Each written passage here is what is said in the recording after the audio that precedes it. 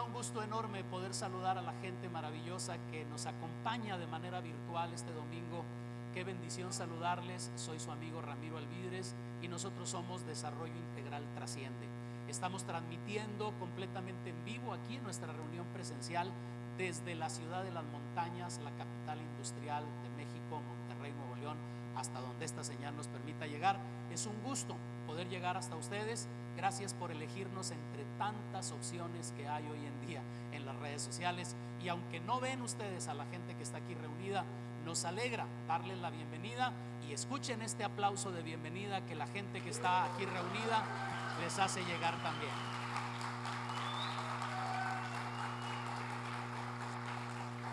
Bien, familia, vamos a disponer nuestro corazón para avanzar. En la semana pasada inicié un tema que en lo personal me interesa compartírselos, porque estamos tratando de compartir con ustedes la importancia de comprender que no se trata ser cristiano, ser hijo de Dios, ser alguien que ama a Cristo. No se trata nunca y nunca se trató de eliminar, aniquilar o matar al alma. Sí, el martes pasado, no sé si está aquí Martita Carrizales, no la alcanzo a ver, pero el martes pasado estábamos teniendo una conversación, Marta y yo, ella como psicóloga, y me estaba agradeciendo por estos mensajes que he estado compartiendo, donde he estado hablando de esto, de la importancia de entender lo que significa realmente la obra de Cristo en nuestra vida. Yo espero estarlo logrando, yo espero que ustedes lo estén recibiendo bien, y digo esto porque cuando compartimos algo siempre hay diversidad de reacciones. Recibí varios comentarios positivos dándome gracias por esto que estoy compartiendo, pero también alguien en algún momento se acercó y me dijo: no le entendí, no capté, no capturé lo que está compartiendo. Y bueno, yo lo hago obviamente siempre con la mejor de las intenciones, ¿verdad? De edificar nuestra fe, de seguir creciendo en el conocimiento de la voluntad de Dios para nuestra vida. Pero Marta me hacía una observación que me parece pertinente y vale mucho la pena compartirla.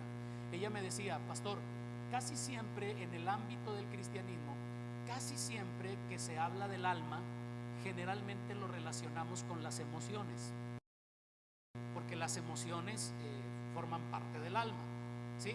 Vamos a ver si estamos formando un criterio, vamos a ver si lo hemos logrado.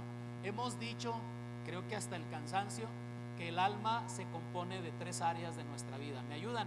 La mente, la voluntad y las emociones. Mente, voluntad y emociones. Y Marta me hacía una observación, me decía: yo noto que en el ámbito del cristianismo, casi siempre que se hace mención del alma, de una manera casi automática, todos nos vamos a pensar en las emociones. Y decía: entiendo que a veces nosotros lo que queremos como creyentes es no ser gobernados por nuestras emociones. Pero me hacía una observación que me parece pertinente. Decía ella: yo creo que lo más importante no es ser dominado por las emociones, sino aprender a entrenar nuestra voluntad. Fíjense, obsérvenlo, como casi siempre que pensamos en el alma, no sé por qué, pero como que no incluimos esta área, la voluntad. Y resulta que la voluntad siempre será la respuesta a lo que sentimos. ¿Me explico?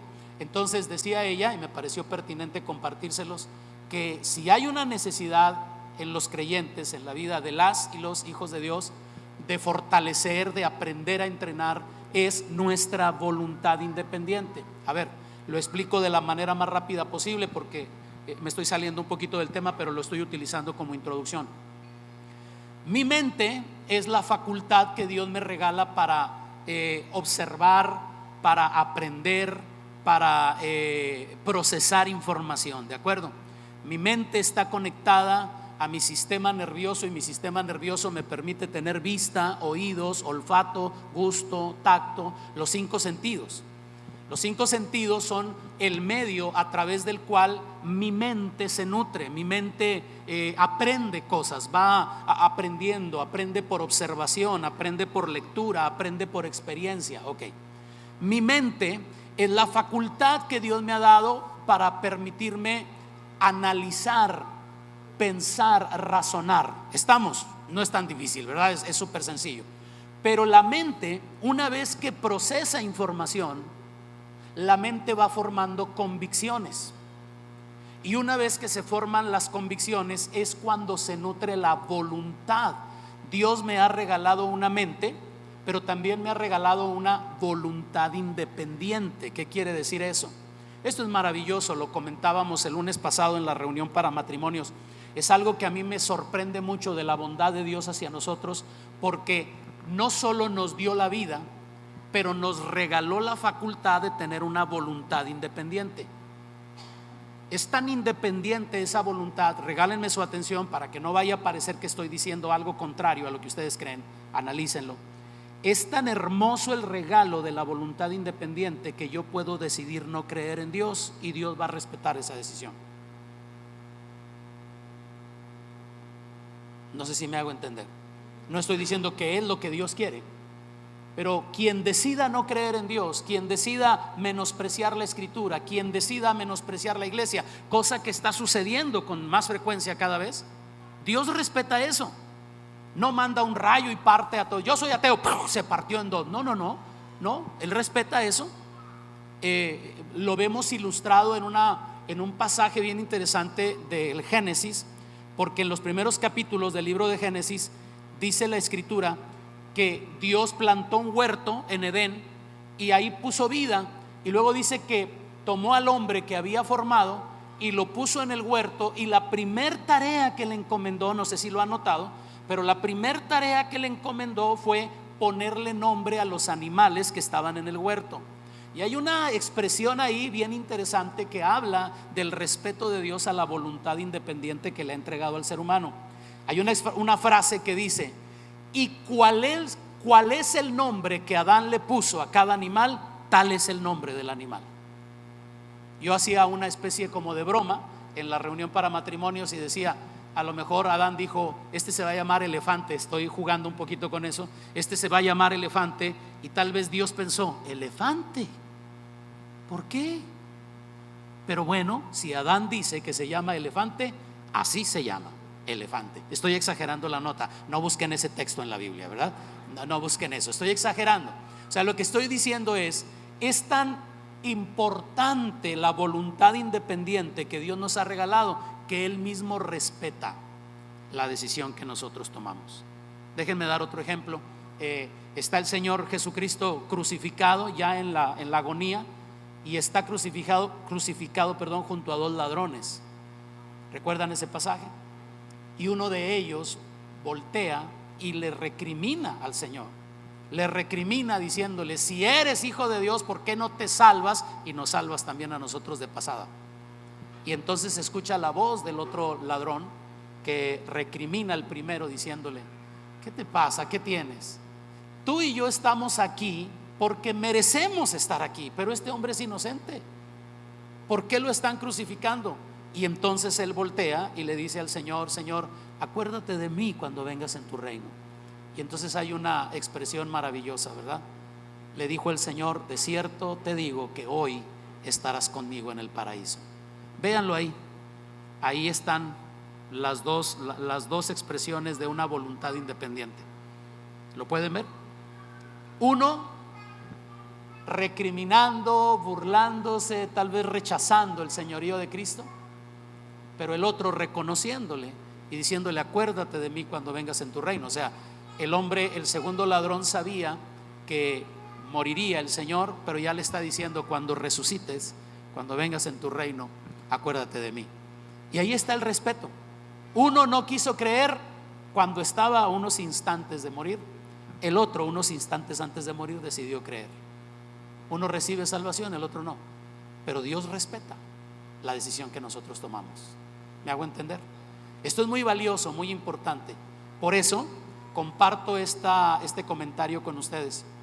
Considero que es bien importante que aprendamos a fortalecer nuestra voluntad independiente para que en circunstancias dadas elijamos siempre honrar y glorificar al Señor. Luego, fíjense bien, cuando la mente procesa la información y nutre mi capacidad de tomar decisiones, entonces el sentimiento me sigue y siento paz, gozo y alegría de saber que tomé una decisión conforme a lo que Dios me dice en su palabra. O tristeza, dolor, arrepentimiento, porque me equivoqué, no apliqué la escritura a la vida cotidiana. ¿Me hago entender? Entonces, estoy diciendo esto, uno, porque creo que vale la pena tener ese concepto, pero dos, porque me sirve como introducción para la segunda parte de las notas que les compartí la semana pasada. Y es que la semana pasada hablé acerca de la importancia de aprender a pensar, a mí me preocupa mucho, permítanme insistir, sé que suena un poquito antirreligioso esto, pero me preocupa mucho que la gente tenga la idea de que ser cristiano es ser ignorante. Me preocupa sanamente, tampoco es un trauma, ¿verdad? Pero me preocupa sanamente saber que la sociedad moderna en la que a ustedes y a mí nos ha tocado vivir menosprecian al cristianismo como manera de pensar, porque lo ven como inferior, lo ven como algo malo. Hace unos días vi una entrevista que Marta de Baile le hizo a un, si dije bien, de Baile, ¿verdad? Me sonó raro, baile. Sí, pero es Marta de Baile. Le hizo a un pastor de apellido Scott, no recuerdo su nombre, y le decía Marta de Baile a este pastor en un programa radial que ella tiene, le decía: es importante el cristianismo, pero así como con una connotación de menosprecio. ¿De veras es importante el cristianismo? Y el pastor le respondió: Marta, no habría orfanatorios, no habría hospitales, no habría universidades si no hubiera cristianismo. Fíjense qué interesante, a ver si lo puedo transmitir de una manera efectiva. Detrás de la mayoría de los hospitales que se han fundado, detrás de la mayoría de las escuelas y universidades que se han fundado, detrás de la mayoría de los orfanatos que se han fundado, ha habido una mente cristiana pensando en ayudar al prójimo. No son ideas humanistas y mucho menos satanistas. Son ideas con un fundamento en Cristo. Es gente que entiende que estamos aquí no para ser entes religiosos que nos congregamos, cantamos unas cuantas canciones y nos vamos a vivir nuestra semana, sino que hay algo que podemos hacer para trascender, ¿verdad? De ahí nuestro nombre, de ahí por qué nos llamamos así, por qué transicionamos de ser fuego, vino y aceite para las naciones a ser desarrollo integral trasciende. Porque entramos en una conclusión de que la vida es más que solo vivir. La vida se trata de trascender. ¿Por qué no practicamos un poquito? ¿Me ayudan? Voltean con alguien ahí cerca suyo y le dicen: no solo vivas, trasciende. A ver si me explico. Esa gente que hizo lo necesario para que hubiera universidades, esa gente que hizo lo necesario para que hubiera hospitales, esa gente que hizo lo necesario para que hubiera orfanatos, no solo vivió. ¿Sí me explico? Trascendió. Pero porque fue gente, regálenme su atención, aquí es donde se empieza a poner interesante esto. Fue gente inteligente, gente que no solamente al entregar su vida, al decidir creer en Dios y honrar a Dios con su vida, no solamente se convirtieron en creyentes, sino que entendieron que si usaban su mente para algo productivo podían trascender. Entonces, la tesis del mensaje de la semana pasada y lo que hoy comparto a continuación es esta: ser un hijo de Dios, convertirte a Cristo, nacer de nuevo, nunca significó ni debe significar para alguien renunciar a tu capacidad de pensar, sino por el contrario, es aprender a pensar con una mentalidad de creyente o con una mentalidad cristiana, que es de lo que estoy hablando.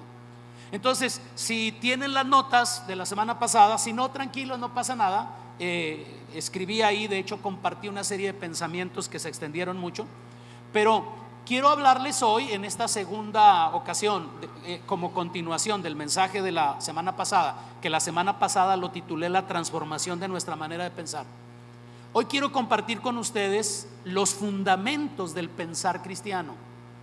¿Qué significa pensar como un verdadero creyente? ¿Qué significa usar la facultad de nuestra mente para darle expresión a lo que Dios quiere hacer tanto en nuestra vida como en nuestro entorno.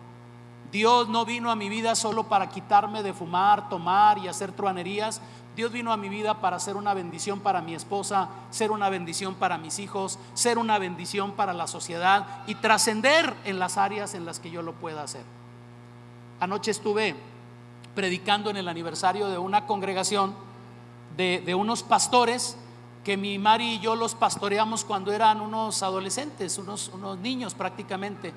Conocimos al pastor Rodolfo y a la pastora Evelyn cuando eran prácticamente unos adolescentes, no sé si incluso unos niños, mi vida, no sé, pero hace mucho tiempo, unos adolescentes, y hoy en día ya son pastores, y volver a verlos a ellos, pero ver lo que Dios ha hecho en la vida de ellos fue maravilloso. Y cuando me dejaron el lugar para predicar, me honraron mencionándome como parte de los que aportaron algo en la vida de ellos para lo que Dios está haciendo en este momento en sus vidas. Se siente rico trascender. No sé si me explico, no estoy presumiendo nada, como lo voy a explicar a continuación. Toda gloria es para el Señor. Pero qué bendición es saber que los años que dedicamos a trabajar en cierta etapa de nuestra vida, aunque servíamos al Señor, trascendió. Ahora hay unos pastores que están haciendo una labor muy bonita en una área de la ciudad y están siendo ayuda para otras personas. ¡Qué bendición! Bueno, los fundamentos del pensar cristiano. ¿Qué significa pensar como un verdadero cristiano? Bueno, quiero compartirles que existen dos conceptos básicos en los que se fundamenta el pensar como verdaderos hijos de Dios. Y estos dos pensamientos básicos son la realidad de Dios y la paradoja del ser humano. Si nos vamos a meter realmente a ser gentes que puedan trascender, que entiendan su afiliación a Cristo no solamente como me cambié de religión, me congrego en un lugar, cuando saludo digo Dios le bendiga, me sé Juan 3:16 de memoria. No, cuando entendemos que pensar como un verdadero hijo de Dios tiene unos alcances mayores, necesariamente tenemos que incorporar estos dos conceptos básicos a nuestra manera de pensar. Número uno, la realidad de Dios, y número dos, la paradoja del ser humano. Les explico. Primero, hablemos de la realidad de Dios. La mente cristiana, la gente realmente cristiana reconoce a Dios como la realidad suprema dentro y más allá de todo fenómeno. Nosotros somos un conjunto de gente que no atribuye a la casualidad lo que existe, sino creemos que hay una mente maestra detrás de todo esto. Vivo en este mundo, vivo en este planeta. He visto que por ahí andan circulando videos supuestos de no sé cuántos años, 50, 60 años atrás, de un extraterrestre que lo capturaron en Estados Unidos y que están registrados unos videos, y alguien lo está entrevistando al extraterrestre. Me sorprende tanto que viendo películas como La Guerra de las Galaxias, viendo películas como Perdidos en el Espacio, a nosotros nos vendan la idea tan barata de que ese es un video donde se habló con un extraterrestre. Pero bueno, esa es la sociedad en la que estamos viviendo, lamentablemente. Y el entrevistador le pregunta al supuesto marciano, al extraterrestre, ¿de dónde vienes tú? Y él le empieza a dar una serie de respuestas, pero a lo que quiero llegar es que llega un momento en que el hombre que está entrevistando al marciano le dice: entonces ustedes ya conocieron a Dios. Y el extraterrestre se ríe diciendo: ay, ustedes y sus ideas fanáticas de que existe un Dios. No, esto es producto de la evolución, esto es producto, o sea, y yo me quedo así pensando y digo, inmediatamente choca con mi manera de pensar, porque eso no me parece algo inteligente, me parece algo necio, me parece algo absurdo. El que piensa como un verdadero hijo de Dios siempre reconocerá a Dios como la realidad suprema y la realidad que va más allá de cualquier otro fenómeno. O sea, cuando la gente dice hay un ovni, pues yo veo en Ezequiel ovnis y no tengo ningún problema con eso. A ver, se quedaron así, ¿verdad? ¿Qué? Pues sí, o sea, véanlos. Es que, ¿qué hace Ezequiel el profeta? Cuando tengan tiempo los voy a poner a trabajar en eso, ¿verdad? Dice que cuando se presentó Dios, había un círculo que giraba sobre su propio eje, que tenía luces de colores alrededor, que se levantaba y bajaba, y hubo una voz, que esto y aquello. ¿Qué? Ahora, ¿qué significa un ovni? ¿Qué es un ovni? ¿Me ayudan? ¿Qué significa las letras ovni? Ahora, ¿no hay objetos voladores que no podemos identificar? Pues un montón. O sea, ¿eso qué? Eso ya, por eso Dios no existe, por eso Dios no es real. No, la mente cristiana se levanta por encima de todas esas necedades y sigue afirmando: yo creo que Dios creó este planeta y mi vida es una evidencia de orden, y creo firmemente que Dios es el que ha creado la vida en esta tierra. Entiendo, si estuviera aquí alguien contrario diría: ay, necio. Lo entiendo, pero tan necio él como necio yo. A ver, no sé si me explico. Él es necio a que no existe, yo soy necio a que existe. Total, el día que nos muramos nos vamos a dar cuenta quién estaba en lo correcto. Yo prefiero morir con una esperanza que morir en la incertidumbre y jugármela aquí, decir: pues al cabo Dios no existe, yo voy a darle vuelo a la hilacha. Total, la vida es una y hay que disfrutarla, y la vida es una tómbola, tómbola, y vamos a darle y vamos a darnos gusto. Bueno, si así quieres vivir, mis respetos, mi amado, mis respetos, mi amada. Pero lo que te digo es: el que piensa como creyente siempre encuentra a Dios en todas las cosas que suceden. Hace un esfuerzo por encontrarlo, porque la realidad del Dios viviente y el hecho de que la Biblia se centre en Dios tratando con la humanidad son un ingrediente necesario para el desarrollo de la vida humana. Fíjense lo que dije, por favor escúchenme. Hoy pórtense lo más inteligentes que se pueda. Fíjense lo que dije: la realidad del Dios viviente y el hecho de que la Biblia se centre en Dios son ingredientes indispensables para el desarrollo de la humanidad. O sea, no estoy hablando solo de los cristianos, estoy hablando de todo verdadero desarrollo. La Biblia es un libro hecho por Dios acerca de Él mismo, hasta podríamos incluso asegurar que la Biblia es la autobiografía de Dios. Estoy exagerando un poco la nota, ¿verdad? Pero podríamos decir que es la autobiografía de Dios. Dios mismo se revela a través de las escrituras. Me gusta mucho usar esta frase. Le digo a la gente: no, este no es un libro que habla de Dios, Dios te habla a través de este libro. ¿Captas la diferencia? A ver, dígalo conmigo: este no es un libro que habla de Dios, Dios nos habla a través de este libro. Este libro es distinto, es diferente. Lo han tratado de destruir, han tratado de menospreciarlo, nos lo quieren quitar, lo quieren desaparecer. La China comunista lo tiene prohibido como una amenaza. Corea del Norte mata a quien tenga una Biblia en su casa. Ese tipo de ideas está queriendo permear al planeta, pero no hay progreso real y genuino. Lo dice un creyente: no hay progreso real y genuino si eliminas a Dios y su poderosa palabra de la ecuación.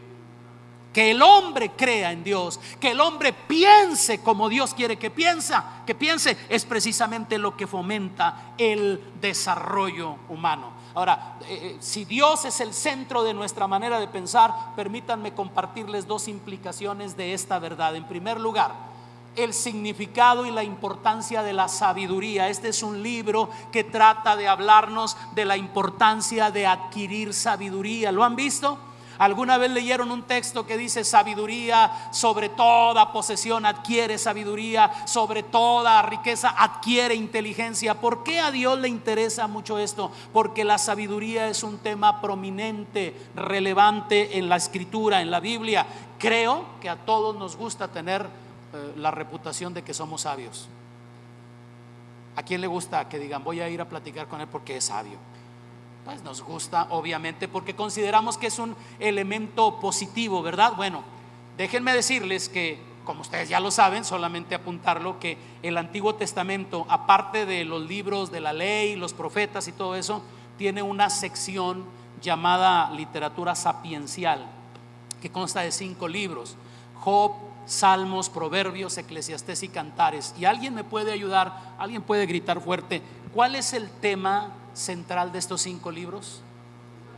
Sabiduría. Estos 5 libros siempre están hablando de sabiduría. Ahora, piensen por un momento, usen su capacidad mental. ¿Qué significa realmente ser sabio?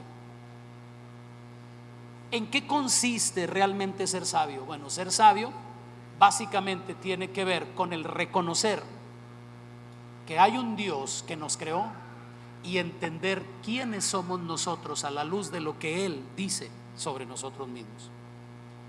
Estos libros nos hablan de qué significa ser humano.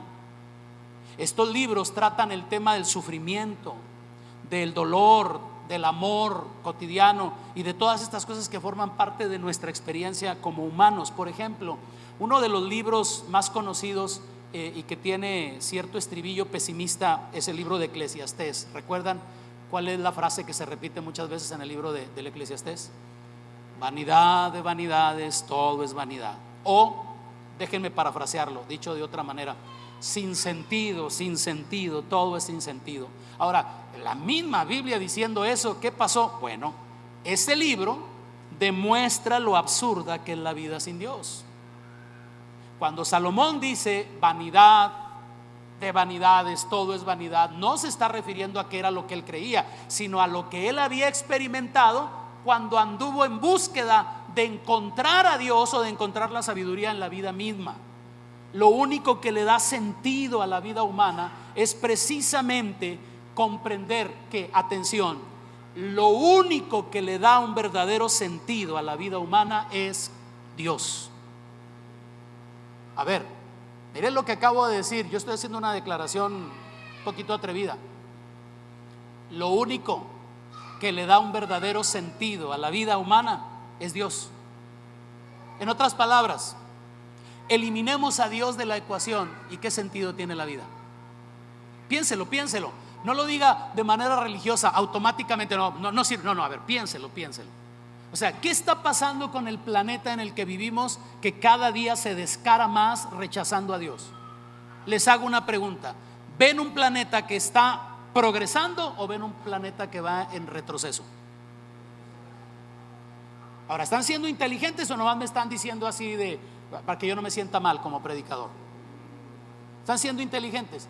¿Qué está demostrando Europa? A nosotros nos llaman países tercermundistas. ¿Por qué nos llaman países tercermundistas? Porque dicen que somos países en vías de desarrollo. Los países primermundistas están en Europa. Y la muestra que nos están dando y la evidencia que nos están dando es que es un sistema que no funciona.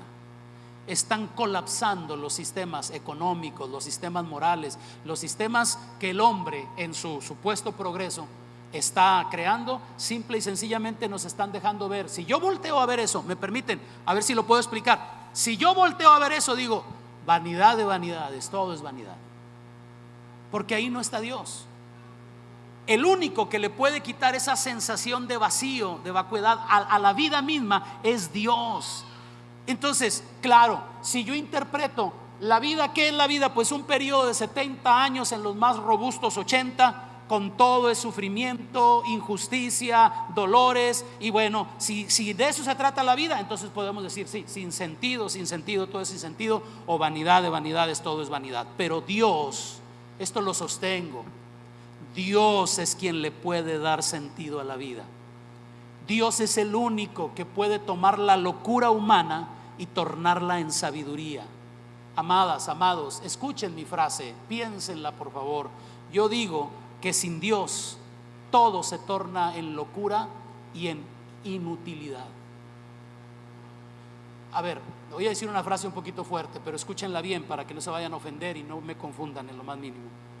¿Cómo se vuelve inútil el ser humano cuando deja de creer en Dios? Lo voy a repetir.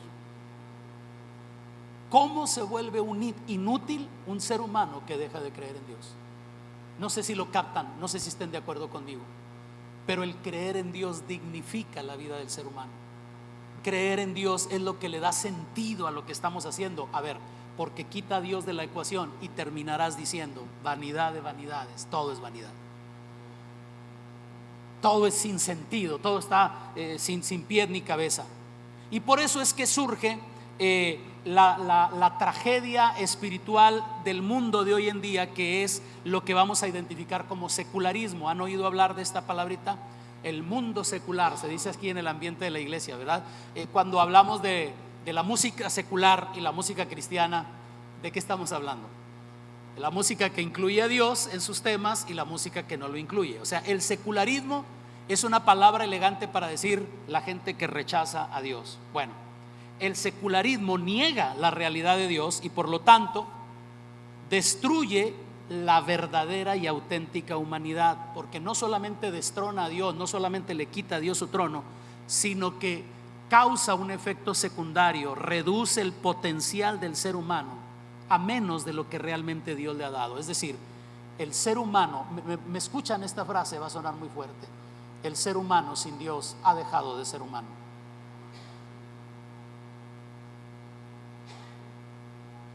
El ser humano sin Dios pierde todo sentido de humanidad. Porque ¿qué es lo que dignifica al ser humano? Ayúdenme, sin leer Biblia, sin leer textos, ayúdenme. ¿Qué hace digno al ser humano? ¿Qué cualidades lo hacen digno? A ver, ¿me pueden enumerar alguna? ¿Me pueden gritar alguna? Bondad. ¿Cuál es la fuente de la bondad? El amor. Y Dios es el otro elemento, generosidad. ¿Cuál es la fuente de la generosidad? Porque de tal manera amó Dios al mundo que ha... O sea, el ser humano que en su necedad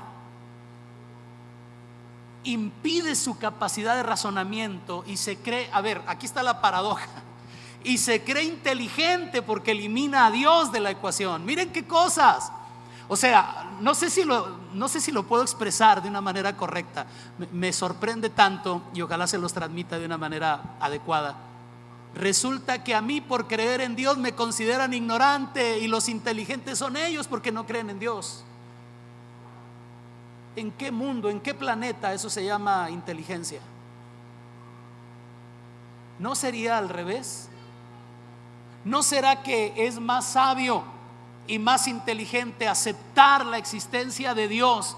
Y de ningún modo estoy sugiriendo, suponiendo que ahora seamos nosotros los alzados y los veamos a ellos para abajo, en ninguna manera, porque nosotros entendemos, fíjense bien, la realidad de Dios, pero también la paradoja del ser humano.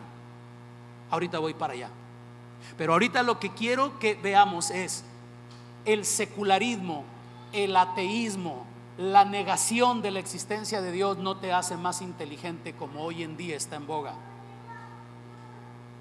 No sé si captan el mundo en el que estamos viviendo, pero el mundo en el que te ha tocado vivir, no importa cuántos años tengamos, seguimos vivos, estamos en este planeta, está emigrando, no quiere a Dios, y según ellos se están volviendo más inteligentes, cuando la Escritura lo primero que nos grita es: el temor a Dios es el principio de la sabiduría.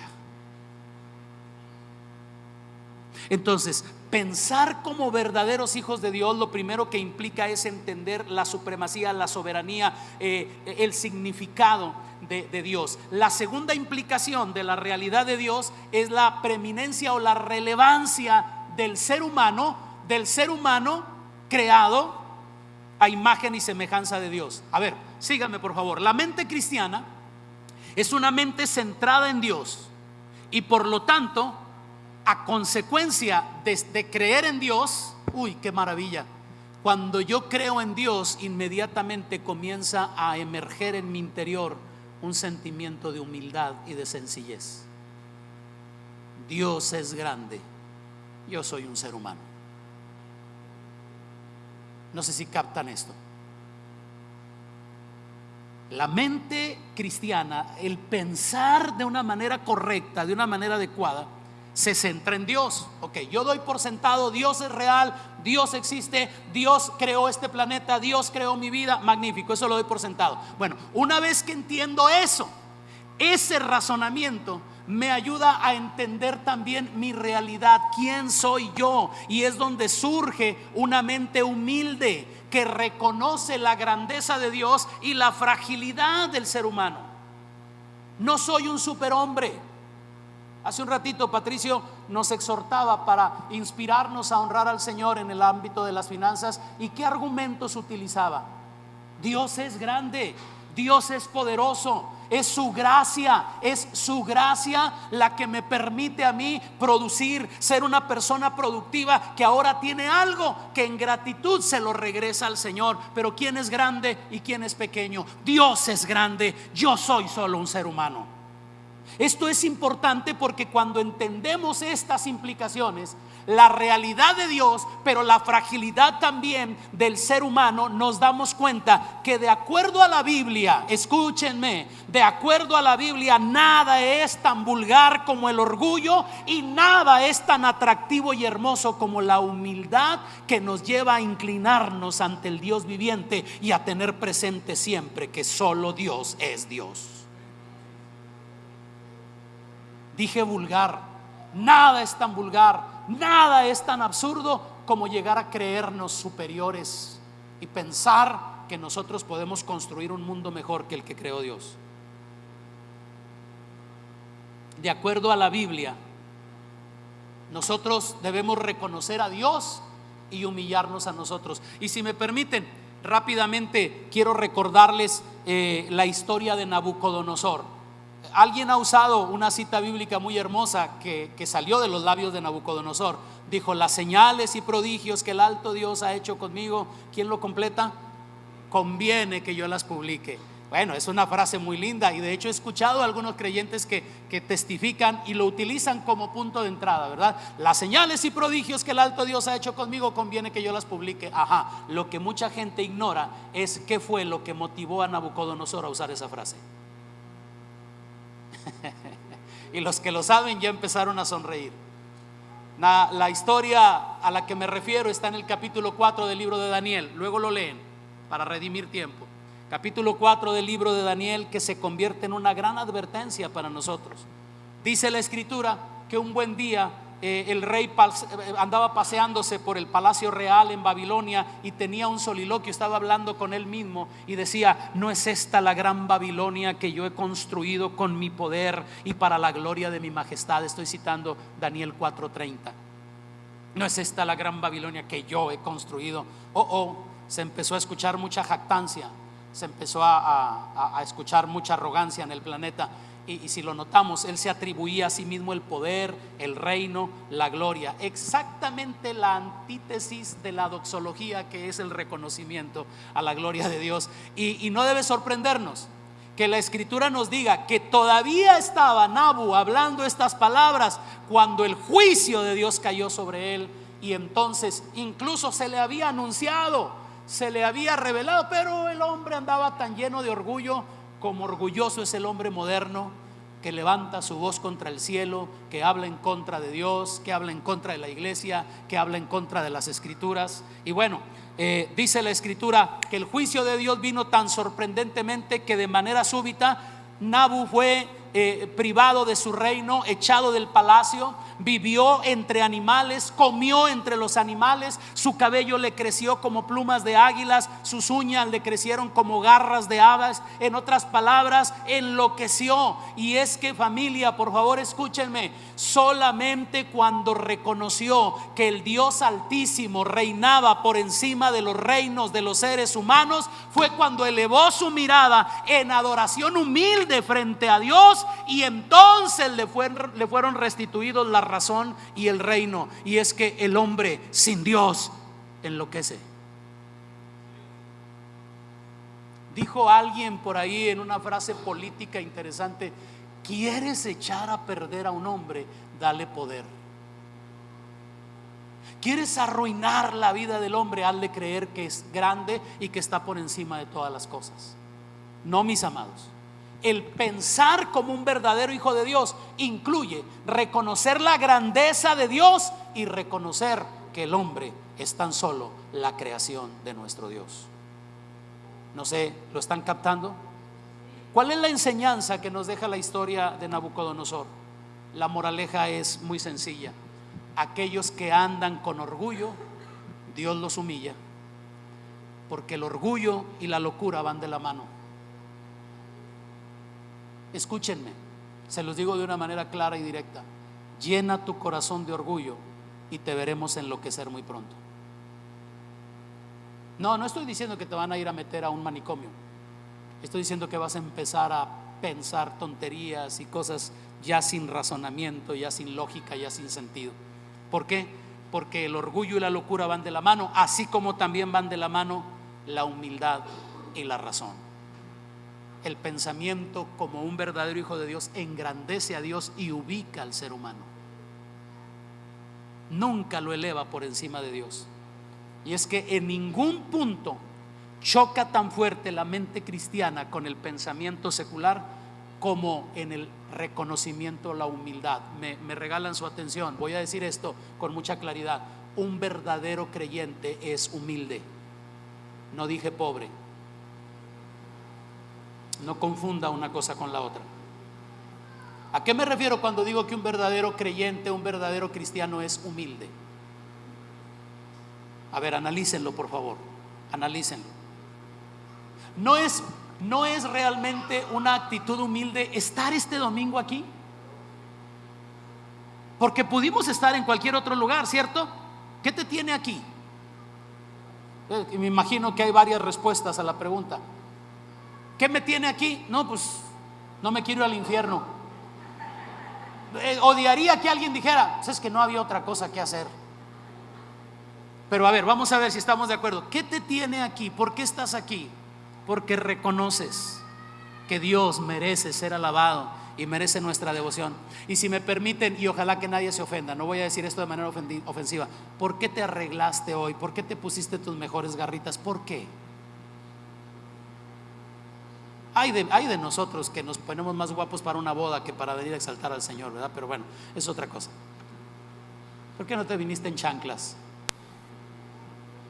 ¿Por qué no te viniste todo desgreñado, Alex? Tú y yo, todos desgreñados. ¿Por qué no? ¿Por qué nos peinamos, aunque sean 3 pelillos, pero nos los acomodamos? ¿Por qué? A ver, ¿lo están captando? ¿Están conmigo? ¿Lo están captando? ¿Por qué hacemos eso? No oigo respuestas, los veo así como you got it. ¿Por qué? Porque estamos reconociendo implícitamente: Dios es digno de nuestra alabanza, y si Él es digno de nuestra alabanza, yo me humillo para que Él sea exaltado. Y qué bendición es poder decir con fundamento bien razonado: conviene que Él crezca y que yo mengüe, conviene que Él sea engrandecido y que yo me ubique, porque el único que merece honor, gloria, honra, alabanza en esta tierra es nuestro precioso Padre Celestial, y a Él es a quien damos gloria y honra por siempre. Déjenme continuar un poquito y decirle: la mente secular, el pensamiento anticristiano, desprecia la humildad.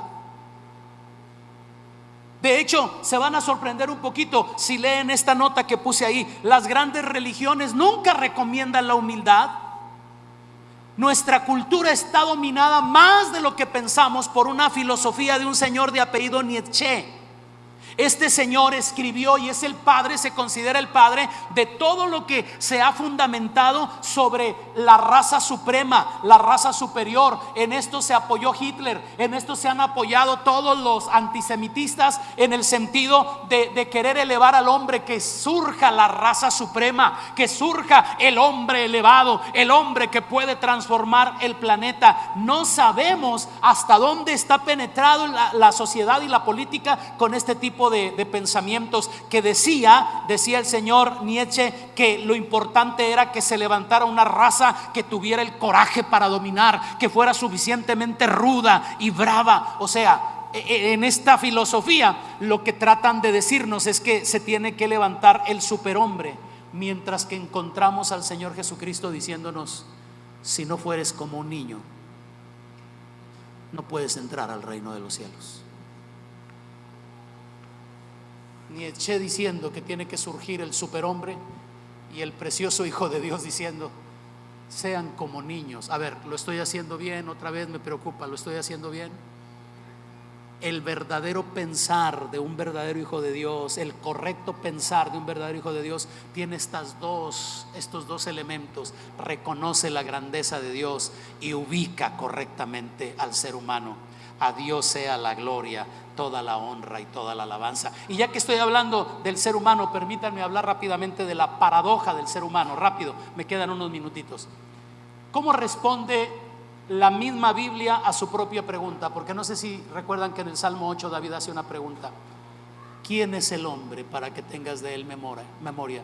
Y el hijo del hombre para que lo visites. ¿Quién es el hombre? ¿Quién es el hombre? ¿Qué significa ser hombre? ¿Qué significa ser humano? La Biblia enseña, por un lado, que el humano, regálenme su atención, porque estos son fundamentos de un correcto pensar como hijos de Dios. Las escrituras nos enseñan, por un lado, que el ser humano tiene una dignidad única como criatura hecha a la imagen de Dios. Usted y yo fuimos hechos a imagen de Dios. ¿Alguien puede decir amén? Alguien dice: fui hecho a la imagen y la semejanza de Dios. Bueno, pero por otro lado, la misma Biblia enseña que el ser humano también tiene una depravación única, porque ha sido manchado por el pecado que ha pasado a través de toda la humanidad. ¿No es cierto? Entonces, ¿no es una paradoja esta? Que por un lado la escritura nos diga que fuimos hechos a imagen y semejanza de Dios, y por otro lado nos enseñe que el hombre está depravado y perdido a causa del pecado. Es una paradoja, pero las dos cosas son ciertas. La dignidad con la que hemos sido creados nos da esperanza, familia, pero la depravación que el hombre tiene a causa del pecado le pone límites a nuestras expectativas. Así que debemos tener ambas juntas. Sí, debemos encontrar un pensamiento, una capacidad crítica como creyentes para juzgar la política moderna, lo que está sucediendo hoy en día en nuestro planeta, porque lamentablemente hoy en día suceden dos cosas muy extremas en nuestro mundo, en nuestro universo. La política o es demasiado ingenua en su optimismo cuando piensa en el ser humano, o es demasiado negativa que raya en el pesimismo. Y solo la Biblia tiene este equilibrio, el equilibrio entre comprender que el ser humano fue hecho a imagen de Dios, pero que mientras no reconozca a Dios se puede depravar peor que algunos animales. Entonces me voy a atrever a decir esto, es un comentario que a veces suena un poquito fuerte. La gente dice: yo sé que usted es incapaz de hacer algo malo, pastor. No digas eso. Cualquiera es capaz de hacer cosas horribles. No importa si es pastor, sacerdote, rabín, lo que sea. Cualquiera es capaz de hacer cosas terribles, porque el hombre, cuando deprava su pensamiento, se puede denigrar terriblemente, y hemos visto escándalos, lamentablemente. Ahora, cuando digo esto, relájense, no estoy diciendo esto para justificarme. Estoy diciendo esto porque debemos ubicar estas dos realidades. Bíblicamente hablando, el ser humano tiene una dignidad, ha sido hecho a la imagen y semejanza de Dios. Pero bíblicamente hablando, el hombre se puede denigrar terriblemente, peor que algunos animales. Miren que en algún momento en el libro del profeta Isaías hay una frase que me conmueve mucho. El profeta levanta la voz haciéndole un reclamo a la nación israelita y le hace una pregunta. Le dice esto, escuchen: ¿se olvidará la madre de lo que ha dado a luz para dejar de compadecerse del hijo de sus entrañas? ¿Qué dicen ustedes? ¿Qué responderíamos? ¿Qué responderíamos? Nos quedamos así, ¿verdad? Nos quedamos así. ¿Por qué? Porque si conoces el resto de esa declaración, dice: pues aunque ella lo hiciere, yo nunca me olvidaré de ti. ¿Qué está diciendo el Señor? No importa que la mujercita haya traído 9 meses a su criatura en el vientre. Hay mujeres que lamentablemente, una vez que han dado a luz, menosprecian a su producto, lo dejan y simplemente lo menosprecian. Pero miren qué maravilla: aunque Dios reconoce hasta dónde se puede depravar el ser humano, dice: aunque ella lo hiciere, yo nunca me olvidaré de ti. Oh, qué maravilla. Cuando te sientas olvidado por Dios, acuérdate, Él nunca se va a olvidar de ti. ¿Y por qué a veces no lo siento? Pues ha de estar durmiendo, hombre, no tiene que estar saltando siempre. Pero si eres su hija y eres su hijo, ahí está, puedes tener esa certeza. Nunca ha dejado de amarte y nunca se va a olvidar de ti. Alguien puede decir amén. Alguien puede darle un aplauso a Él por el hecho de que nunca se va a olvidar de nosotros.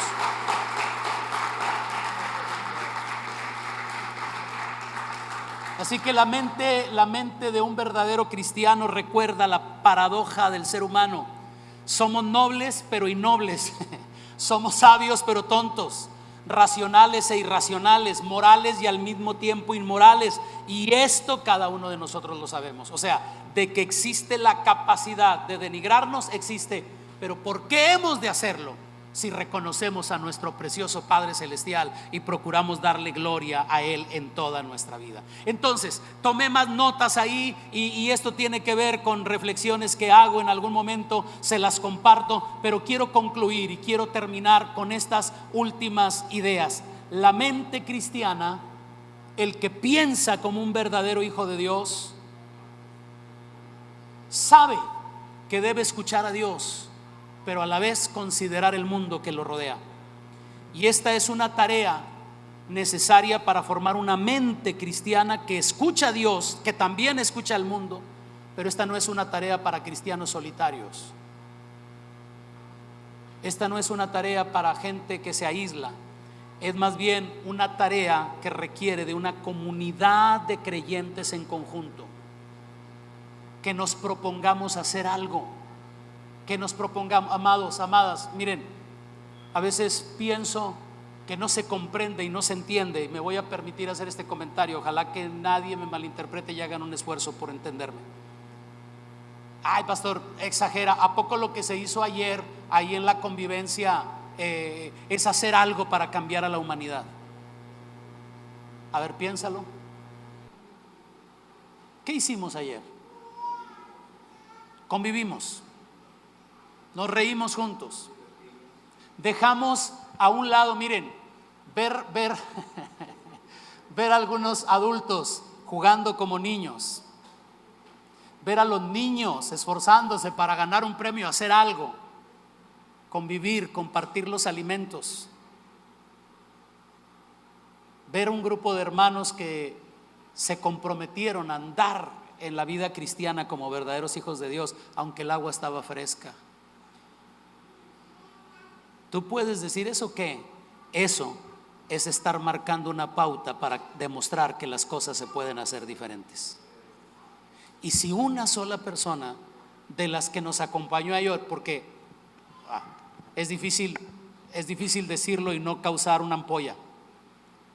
Es difícil creer que a algunos cristianos les dio temorcillo salir ayer de sus casas, pero algunos que no fueron cristianos nos acompañaron ayer. Y tuvimos la oportunidad de demostrarles a ellos que nos podemos divertir, que podemos reír, que ser hijo de Dios no significa ser un ente religioso encerrado en una biblioteca, sino que somos gente pensante, que podemos utilizar todo lo que somos, lo que tenemos y lo que hacemos para dar testimonio de la vida en Cristo. Porque reconocemos estas dos cosas, acompáñeme: la grandeza, la soberanía de nuestro Padre Celestial y la paradoja del ser humano, creado a imagen y semejanza de Dios, pero capaz de echarse a perder cuando deja de reconocer a Dios en su vida. Yo no sé ustedes, amados, permítanme hoy imitar lo que hizo un día Josué en su tiempo. Josué, aquel que sirvió a Moisés. De ese hablo, no del que ustedes pensaron. Que un día pintó una línea en el piso y le dijo a toda la nación israelita: si a ustedes les parece bien servir a los dioses que sirvieron sus padres allá cuando estaban en la tierra de los amorreos, pues adelante, pero mi casa y yo serviremos al Señor. Amén. Esto es una realidad hoy en este mundo que vivimos. Amados, cada vez hay más gente que se vuelve atea, que se decepciona de la iglesia, que habla mal de los pastores, que habla, sí. Si a ustedes les parece bien correr con esa forma de pensar, ánimo y adelante, disfruten, porque ya vendrán los días del lamento y el lloro. Pero a mi casa y a mí nos interesa seguir honrando al Señor. y reconocerlo a Él como Rey y entender: soy hombre, soy humano, pero esto me lleva a ser inteligente y a pensar para honrar el nombre de mi Señor. Padre, gracias por la oportunidad que me das de poder compartir estas ideas y estos pensamientos con la gente que hoy tuvo a bien estar aquí, mi Señor. Padre mío, ayúdanos a desarrollar una capacidad pensante, ayúdanos a desarrollar la habilidad de razonar como verdaderos hijos de Dios. Traté hasta donde me fue posible compartir estas ideas para que no sonaran tan religiosas, tan cerradas, pero a la vez, Señor precioso, sin ningún tipo de vergüenza, dando testimonio claro y abierto de que somos parte de una generación que cada vez se aleja más de ti, pero que cuando es sometida a tu voluntad y transforma su manera de pensar, entonces se dignifica nuestra existencia. Y no queremos que salgas de la ecuación, al contrario, mi Rey precioso, queremos que estés aquí y que sigas rigiendo, gobernando y guiando la vida de los seres humanos. Te amamos y damos honor y gloria a tu precioso nombre en Cristo el Señor. Amén. Amén. Dele un aplauso fuerte a nuestro Rey y exaltemos así su precioso nombre. Gente linda, gracias por habernos acompañado. Gracias por estar con nosotros en esta transmisión. Les bendecimos y les esperamos en alguna de nuestras siguientes transmisiones. Hasta la próxima. Bendecidas y bendecidos son. Hasta luego.